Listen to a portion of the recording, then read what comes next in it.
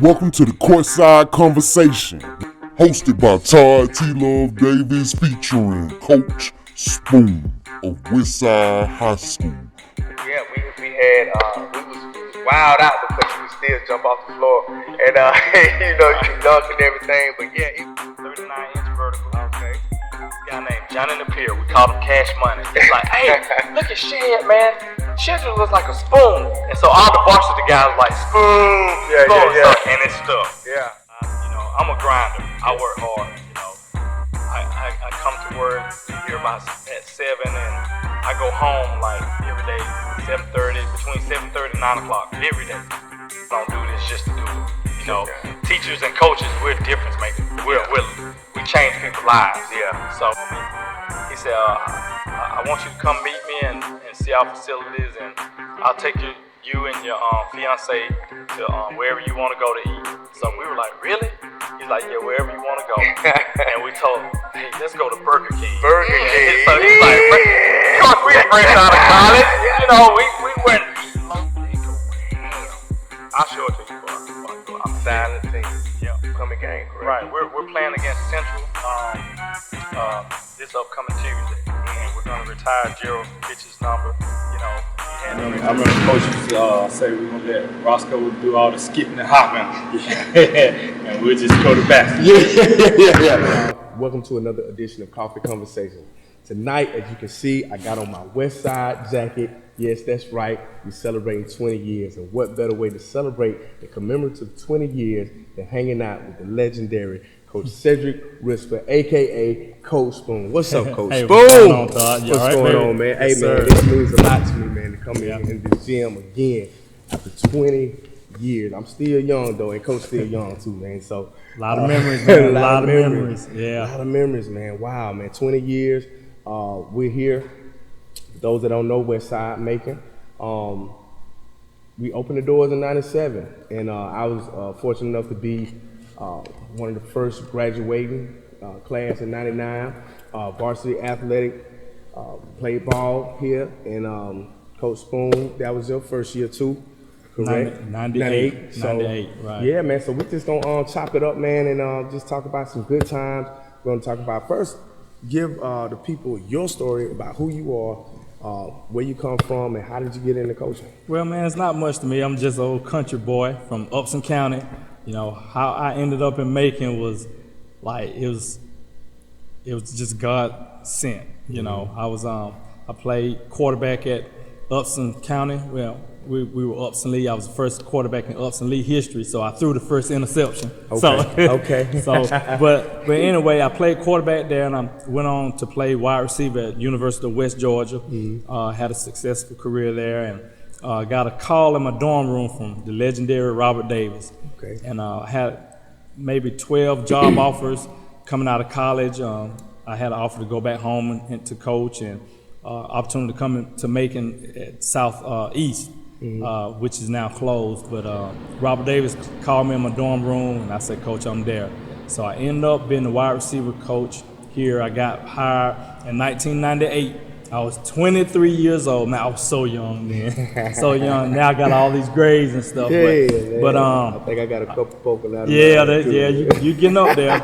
And but I got an opportunity to coach you and a whole bunch of athletes that were here at Westside that are grown men now, and it's just amazing. Like now I'm starting to coach the kids that played when the school first opened. Their kids are in high school now. So that lets me know that I'm getting older. Yeah. Now, Coach, talk a little bit about, because you played semi-pro football too. So talk about how you made that transition, or how you balance semi-pro football as well as coaching. Well, I played arena football here in Macon, and I was teaching and playing at the same time. So our football season here at Westside, of course, was in the fall, and the arena season was in the spring. So I could balance out. I had to let go of track. I was still coaching football and basketball here, but I let go of track to play arena football. And I played arena football for 5 years, had a successful career, and had a fun time doing it. And but it was tough at times, having to get up to go to work after being bruised up and beat up You know, I was an older guy in the league as a rookie. I was a rookie at age 26. My wife convinced me to go out for the team, and I ended up running a 4.40. At 26 years old? At 26 years old. Wow. I had like a 39-inch vertical. Okay. And my first professional game in the Arena League, I scored like 4 touchdowns. So yeah, it kind of caught fire. And all my kids could see that I was practicing what I preached, as far as, you know, working hard and training and, you know, being disciplined and playing the game the right way. So they got to see firsthand, and I received a lot of respect from them. Okay. And now your real name is Cedric Whisper. Where did the name Spoon come from? Spoon, man. Spoon came from my 9th grade year in high school. I was a starting JV quarterback. I was 5'2", and I weighed 95 pounds. So I was a little tiny mite, ankle biter, whatever you want to call me. But I had a cannon arm. I could throw the ball pretty good to be so small. So back then, we didn't have low-profile shoulder pads like the smaller shoulder pads. They were big. So I had skinny legs, like I still do, and I had big shoulder pads and a big helmet. So it was in the shape of Spoon. So our first JV game, when I come out of the locker room, all the varsity guys were there watching the JV game, and this guy named Johnny Napier, we called him Cash Money. It's like, hey, look at Shed, man. Shed looks like a spoon. And so all the varsity guys were like, Spoon, Spoon. So, and it stuck. Yeah. Okay. Yeah. That is so, because when we got introduced to you as Coach Spoon. Right. So we always thought that was your name. Right. So yeah, so you got the call from Coach Davis, and I know that was like, wow, because Coach Davis, man, Coach Robert Davis, coming from, you know, Warner Robins High School. If you know anything about Middle Georgia football, Coach Davis' name rings bell and as the top coach, like, you know, of all time. So how did that feeling, you know, that he called me, you know what I'm saying? It was a referral, or it wasn't just like? Right. My high school coach and Coach Davis are best friends. Mm-hmm. So my high school coach told Coach Davis about me. Coach Davis called my college coach, and my college coach gave me a good recommendation. And Coach called me. He said, I want you to come meet me and see our facilities, and I'll take you and your fiance to wherever you want to go to eat. So we were like, really? He's like, yeah, wherever you want to go. And we told him, hey, let's go to Burger King. Burger King. So he's like, of course, we were fresh out of college. You know, we weren't eating long. No Applebee's. We couldn't afford it, man. Yeah. Because he said he would take y'all out. Right. So we came here and we went to Eisenhower and ate at Burger King on the hill over at Eisenhower. And he asked, was I really interested? I said, Coach, I'm here. Matter of fact, I was trying to get here so fast, I got a speeding ticket on that day. Check that out. I didn't care. I just wanted to coach with Robert Davis. Right. So he hired me, and, you know, I was like a sponge. I just went on the staff. You know, I was learning so much, like how to run a program, how to interact with people, you know, how to be humble, you know, when you're winning, you know, and how to talk to parents the right way, how to talk to players the right way. You know, I just learned a lot under a living legend, and I still, to this day, I call him and I honor him. And, you know, we have a locker down there in the coach's locker room, like, it's RD's locker. It's Robert Davis, like, and I told Coach Davis, as long as I'm the coach, that locker will always be here. So we still have his shoes in there, his straw hats, his name tag. It's like a shrine. Yeah, it's like a shrine. That's awesome. That's awesome. Coach, let's talk a little bit let's fast forward a little bit, because we, like I say, from that moment of getting the call from legendary coach Robert Davis to meeting 15 guys, you know what I'm saying, that were in this gym right here, and we called ourselves the Westside boys basketball team, man. Right. How was that, man, seeing us guys, man? You know, we were just some skinny kids, you know what I'm saying? Yeah, you guys were like the last of a dying breed. Like, back then there was no social media. You know, there was no, you know, let me get on social media and show everybody how good I am. You know, people came and saw it for themselves. Like, you guys were hard workers. You were coachable. You know, we could coach you hard and get onto you, and there was no attitudes or no pouting. You know, you guys were like cut from some tough cloth, and you guys work every single day. Like, there was not a day that I can remember coaching. You know, I was an assistant basketball coach. We didn't come in and play, you know, patty cake. We worked hard, and you guys sweated, you bled, you know, and the banners and stuff that they showed. They showed what you guys were made of and what you did. You know, we accomplished a lot with you guys, and you guys are very successful, which makes us as coaches very proud of it. Yeah, and we were led by our head coach Adrian Green, assistant coach John Chant, and we was wild out because you could still jump off the floor, and you know, you could dunk and everything. But yeah, it was that first year, the 97-98 squad. I think we went 17-11. Right. I think we went 16 and 11. 16 and 11 right. that year. 16 and 11. And we just decided, man, like it wasn't even a no kind of meeting that you guys as coaches had with us. We just decided like that senior year that we were all just gonna like just go all out. And there was 5 seniors that year. It was myself, Derek Miller, Melvin Tree Harris, Eric E. 40 Samples, and Branson Boyd Sanders. And I mean, it just sounded like from the Florida State basketball camp that summer. We just said, man, this year, man, if we wanted to go to state. Right. We wanted to go to state, and we went to the Sweet 16 that year. We ended up with 22-4.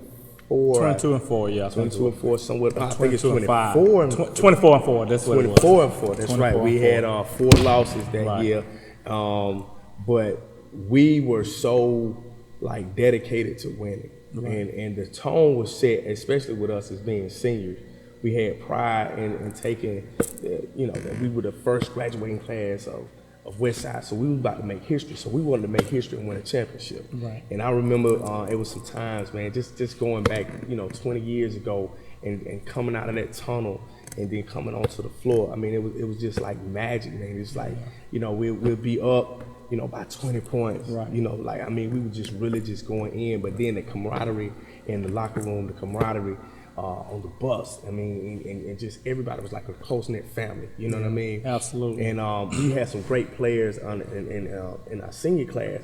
We had some awesome juniors and sophomores. And one of the great players, Gerald Fitch, you know, who went on to play the Kentucky and played some pro ball too. We're honoring Gerald Fitch in this upcoming game, correct? Right. We're playing against Central this upcoming Tuesday, and we're going to retire Gerald Fitch's number. He had so many records here, man. One of the most prestigious records. He all-time leading scorer. Yeah. Which held like 19 years before Kayvon Moore. Just came and broke it last year, and you know, he had the record with most points in the game. He scored 50 points in the game. Kayvon just broke that last year. I think he scored like 53, 55, something like that. So, yeah, you know, Gerald, you know, he went on to play at Kentucky under Tubby Smith and played with the Miami Heat and played in 26 countries in 12 years. Check that out. Yeah, so Gerald Fitch was a globe drop. He was that dude now. Yeah. And, you know, you guys, you paved the way for people like Gerald. You guys started it. Set the tone of how to work, the work ethic, grinding every day.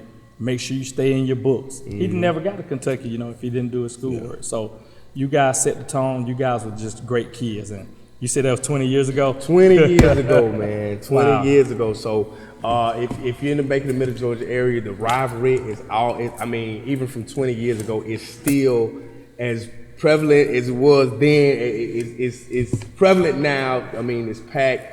And speaking of players today, like what's one of the main differences that you think, aside from like you said with social media, like is there, you know, a great work ethic with kids? Or yeah, you still have kids with great work ethics, but you just have. I think coaches have to hold the players more accountable these days. Like, we didn't have to hold y'all accountable. Y'all held yourselves accountable for the most part. I think defense, playing defense, Gerald talked to our players the other day about being a two-way player. So all you guys, you basketball players out there listening to me now, be a two-way player. There are millions of kids that can play and score the ball, as they say. That's the new term, score the ball. So play defense. Get steals, get blocks, get on the floor for loose balls on the defensive end. You know, that's the main difference. Now, as far as like athletic, they are like super athletic these days. You know, of course they work out year round. You know, so they can jump so high and they can do like, you know, just playing defense is the main difference. You got to be hard on them, I think, to keep them disciplined. Like when you played, it was, you know, you guys, we only had to tell you something once. Yeah, I remember we didn't touch a ball for like the first hour. Right. We did all defensive drills. We stressed defense. I mean, like back when you played, when I coached you guys back 20 years ago, like we didn't want a team to get over 52 points. And that was the goal. And if a team scored over 52 points, then we knew that, you know, you wouldn't see a ball the next day at practice. Yeah. You know, it's defensive, you know, focus. Yeah. So, you know, it's a difference. You know, some good, some bad, but you know, that's life. Yeah. Let's switch gears a little bit and talk about football.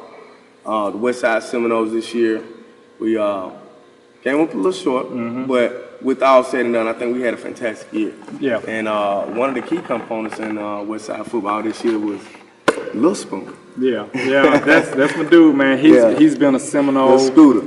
Yeah, he's been a Seminole since he came out of the womb. He is, you know, he bleeds going in the goal. You know, I've had opportunities to go, you know, to other places and coach, but my kids, they convinced me. And honestly, my kids convinced me that Stay here. Yeah, and you know, he's a senior now. It's hard to believe he's a senior. He's got like 13 offers. He has a 3.7 GPA. Okay. Scored like 1140 on the SAT. So he's got some good choices, and hopefully he'll go representing Seminoles wherever he goes. Now, he's a junior?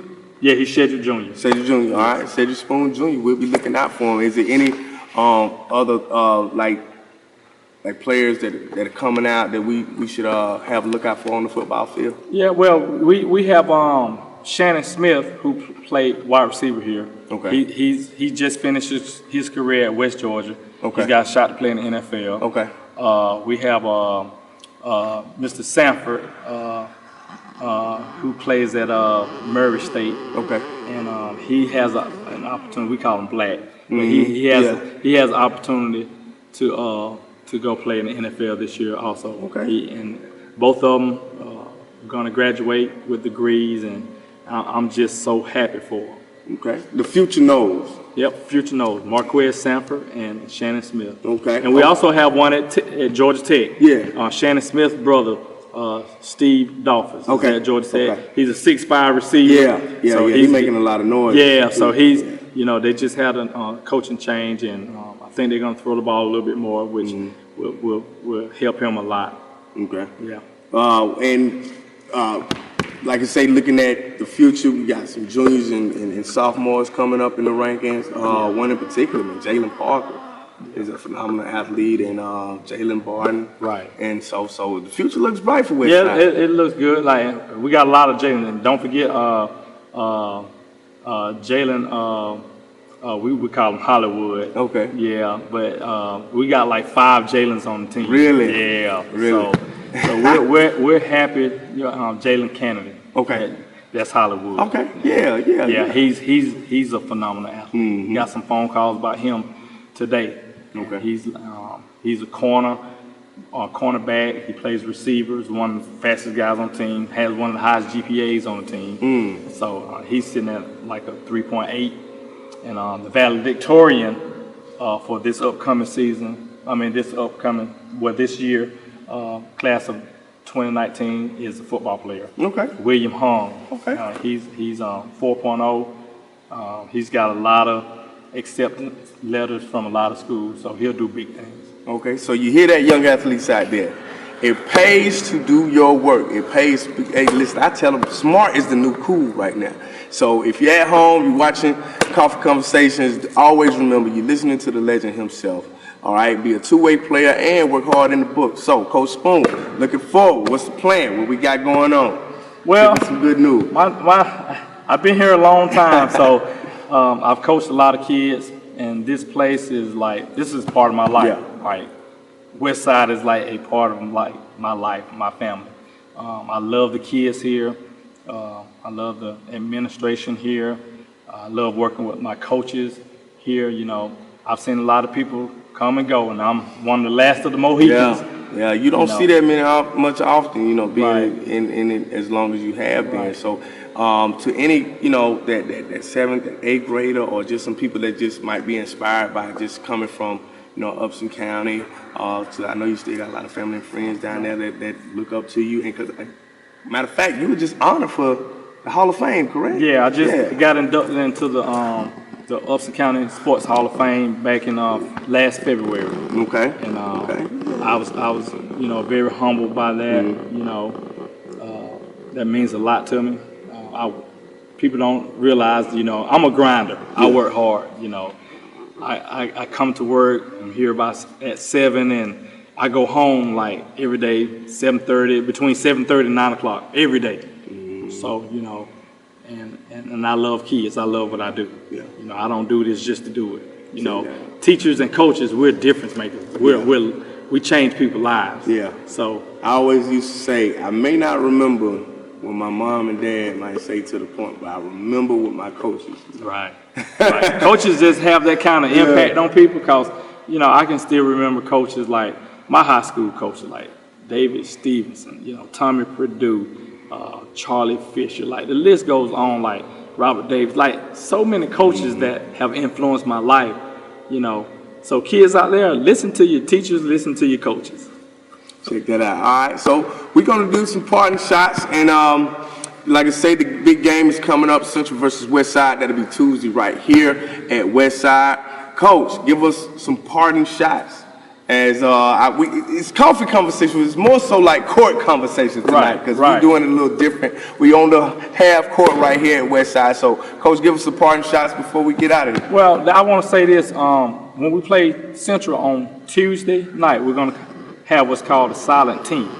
Okay, silent team. For the girls game and boys game. So, you know, when we're playing the game, when we score, you know, we're just going to be silent until we hit 10 points. And we want the gym to erupt.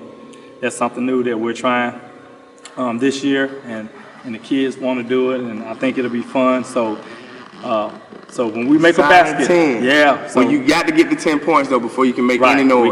We got to get 10. Westside has to score 10 points. Wow. So when we score a point, we just want hands up and spirit fingers. Okay. Yeah. Okay. And when we get to the 10th point, that's when we make this. Right. All right. So for everybody out there, it's been truly an honor to be here, and thank you for accepting the phone call and doing this interview. And as you can see, it's 20 years. Wow. And number 14, I can still listen. Still got the Letterman jacket. I still got my Letterman jacket. Some of the cats can't wear their jacket. What up, E? What up, boy? Y'all, where y'all jacket at? You know what I'm saying? Wear it Tuesday. We'll be right here at Westside. So it's this is Coffee Conversations. This is Todd T-Luv Davis, and we'll see y'all next time. Thank you, Coach Spoon. Appreciate you, Todd. Yes, sir, man. Love you, man.